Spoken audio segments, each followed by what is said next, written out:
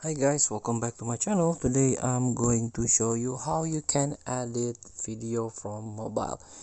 So there are some application in Play Store that you can use to edit your video. For example, one of the video editor that many people download is KineMaster.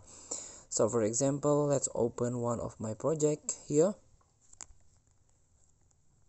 and this is the KineMaster. So for example, I want to edit this image become my video by adding some layer here and add the media here. So for example, I add this video, and you can use this feature to make it or to create chroma key here.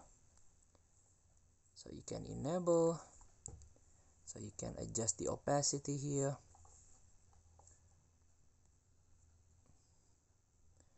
and this is the key color. You can make it white here. For example, a detail curve, you can adjust the detail curve here. This is show mask, and let's see how it's done.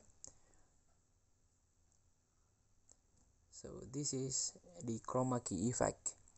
So thank you for watching. Don't forget to comment, like, and subscribe. So click the next button below. See you in the next video.